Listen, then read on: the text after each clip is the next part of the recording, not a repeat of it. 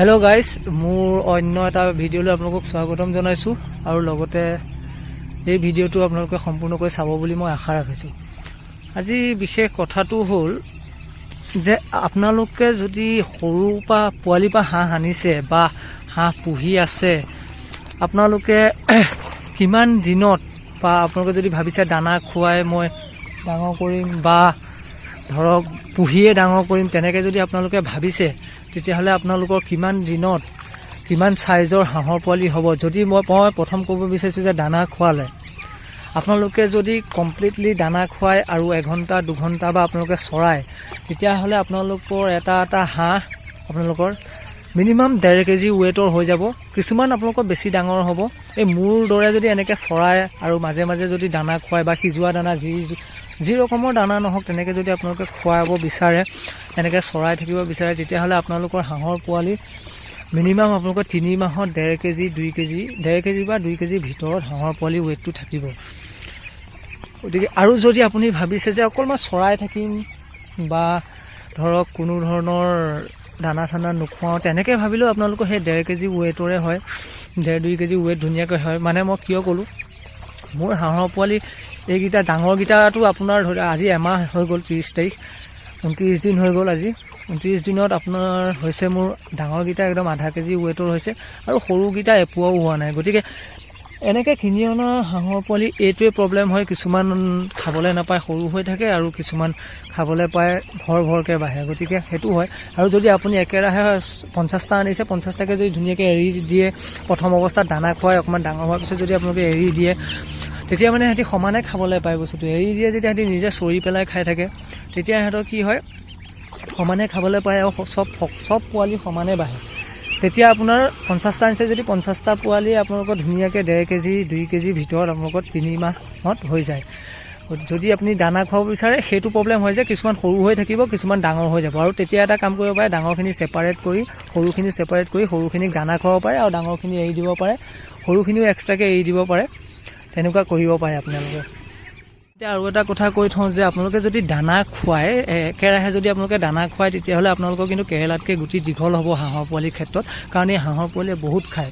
গতিকে আপোনালোকে যদি অকল হাঁহ বোলে ভিতৰতে ৰাখি ৰুমতে ঘৰতে ৰাখি মই অকল দানা খুৱাম তেতিয়াহ'লে যদি আপোনালোকে তেনেকৈ দানা খুৱায় তেতিয়াহ'লে আপোনালোকৰ 2 মাহতে আপোনালোকৰ ধুনীয়া ৱেট হৈ যাব। আৰু যদি আপোনালোকে মেডিচিন ইউজ কৰে পটাপট ডাঙৰ হোৱা তেনেকুৱা ধৰণৰ যদি মেডিচিন ইউজ কৰে তেতিয়াহ'লে আপোনালোকৰ 1.5-2 মাহত ধুনীয়াকৈ আপোনালোকে হাঁহৰ পোৱালি উলিয়াই দিব পাৰে। গতিকে সেইটোৱে আপোনালোকে চৰাই নে দানা খুৱাই নে মেডিচিন খুৱাই সেইটো আপোনালোকৰ ওপৰত ডিপেণ্ড কৰে। আপোনালোকে এয়া দেখিছে মোৰ এমহীয়া পোৱালি আপোনালোকে নিজে দেখিছে, চাওক এয়া এমহীয়া পোৱালি আৰু সেইখিনিও এমহীয়াই, মাত্ৰ এমাহ হ'বলৈ 4 দিন কম আছে সিহঁতৰ। মই আপোনালোকক আগৰ ভিডিঅ'ত কৈছিলোঁ যে এই সৰু পোৱালিখিনি যিখিনি আপোনালোকে দেখিছে এইখিনি পোৱালি মই দানা খুৱাবৰ কাৰণে অকল দানা খুৱাই সিহঁতক ৰাখিম বুলি আপোনালোকক মই আগৰ ভিডিঅ'ত দেখাই দিছিলোঁ দানা খুৱাবৰ কাৰণে। কাৰণ কিয় ইহঁতৰ লগত ইহঁতি খাবলৈ নাপায়, সিহঁতি সৰু, ইহঁতি পূৰা ডকা হকা কৰি খায় আৰু ইহঁতি খাবলৈ নাপায়। গতিকে মই সিহঁতক এক্সট্ৰাকৈ ৰাখি পেলাই সিহঁতক মই দানা খুৱাই আছোঁ মানে। আৰু এই মেইন প্ৰব্লেমটো সেইটোৱে যে আপোনালোকৰ 1-1.5 মাহতে আপোনালোকৰ এইখিনি চাওক, এমাহত মোৰ ইমান হৈ গ'ল কিন্তু এইখিনি চব একেবাৰে হোৱা নাই, একেলগতে অনা পোৱালি আৰু এইখিনিও অলপ চাইজৰ হৈছে।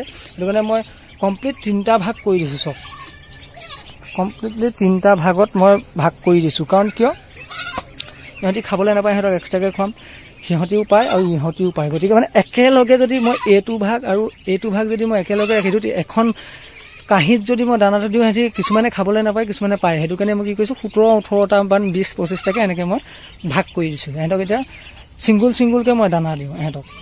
সেইবাবে মই এনেকুৱা কৰিছোঁ। আপোনালোকেও যদি তেনেকুৱা কৰিব বিচাৰে কৰক। আৰু যদি দানা খুৱাই ৰুমতে বন্দী কৰি যদি দানা খুৱায় তেতিয়াহ'লে আপোনালোকৰ 2 মাহত ধুনীয়াকৈ আপুনি হাঁহৰ পোৱালি উলিয়াই দিব পাৰে। আৰু যদি চৰাই আৰু মাজে মাজে দানা দিয়ে তেতিয়াহ'লে 3 মাহ 3.5 মাহ এনেকুৱা সময়। ভিডিঅ'খিনি চাইছে বা মই নাজানো মই আপোনালোকক বুজাব পাৰিছোঁ নে নাই বা কেনেধৰণে কথাখিনি ক'ব পাৰিছোঁ, কেনেধৰণে কথাখিনি আপোনালোকক বুজাব পাৰিছোঁ সেইটোতো বাৰু মই নাজানো। আপোনালোকে কমেণ্ট কৰিও মোক নজনাই যে এনেকুৱা হ'ব লাগিছিল ভিডিঅ'টো, এইটো প্ৰব্লেম হৈছে মোৰ, কেনেকৈ কি কৰিম তেনেকৈ ধৰণে যদি আপোনালোকে মোক কয় তেতিয়া মই ভিডিঅ'টো বনাবলৈ মোৰো ভাল হয়।